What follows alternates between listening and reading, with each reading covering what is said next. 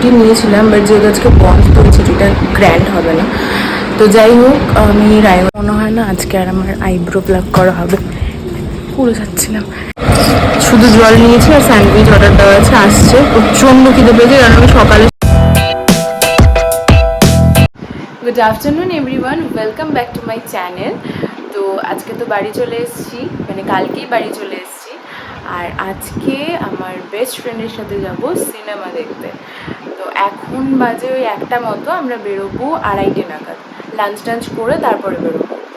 তো চলো, কী সিনেমা দেখতে যাচ্ছি সেটা তোমরা ওখানে গেলেই জানতে পারবে।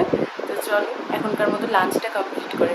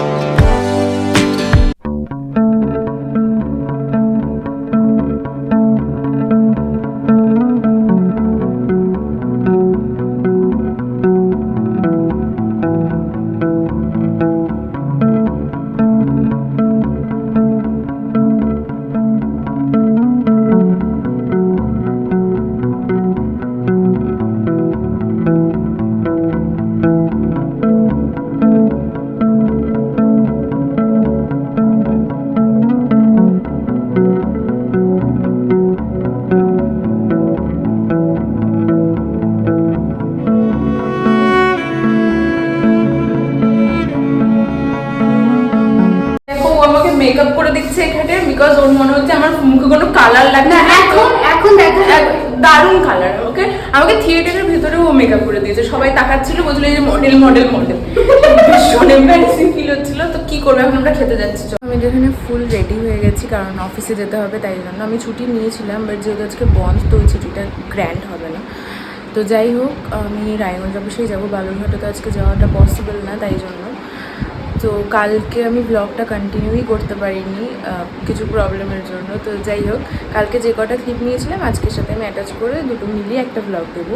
তো এখন চলো বের হই, নাহলে প্রচণ্ড লেট হয়ে যাবে আর যেতেই পারবো না। আমি তো বাড়ি চলে এসেছি অফিস থেকে, আর অফিসে তো আমি আর কোনো শ্যুট করতে পারবো না, স্বাভাবিক। তো বাড়িতে এসে আমি একটু পেঁপে খাচ্ছি, এটা টিফিনে নিয়ে গেছিলাম, বাট টিফিনটা করতে পারিনি। তো এখন একটুখানি পেঁপেটা খাবো। আর বিকেল মানে কি আর 1-1.5 ঘন্টা পরে একটু বেরোবো। ফার্স্টে একটু পার্লারে যাব। 1 মাসের ওপরে হয়ে গেল আমার আইব্রো করানো হয়নি, তো আইব্রোটাই করতে যাব শুধু।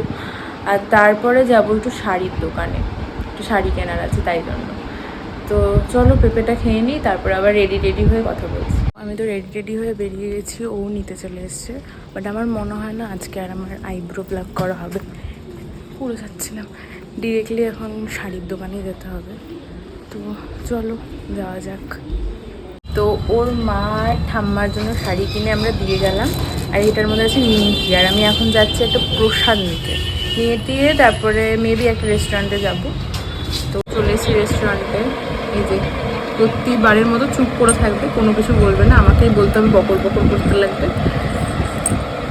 শুধু জল নিয়েছি আর স্যান্ডউইচ অর্ডার দেওয়া আছে, আসছে। প্রচণ্ড খিদে পেয়েছে কারণ আমি সকালে সেই ডালিয়া খেয়েছি, তারপরে ওই পেঁপে এই সমস্ত খেয়েছি, কোনো সলিড ফুড খাইনি। প্রচণ্ড খিদে পেয়ে গেছে। আর ওর ভাইরা সব আসছে, দেখা যাক কখন আসছে। আমাদের খাবার তো চলে এসছে, স্যান্ডউইচ দুজনের জন্য দুটো, আর ওর একটা কফি, দ্যাটস ইট। আর আমি এখানে আলু ভাজা খাচ্ছি। আমি তো বাড়ি চলে এসেছি, আর তখন স্যান্ডউইচটা অর্ডার দিয়েছিলাম। এত পেট ভরে গেছে আর ডিনার করার মতো জায়গা নেই। তো আজকের মতো তাহলে ব্লগটা এখানেই শেষ করছি। আবারও দেখা হবে আরও একটা নতুন এক্সাইটিং ব্লগের সাথে। Till then stay happy, tata.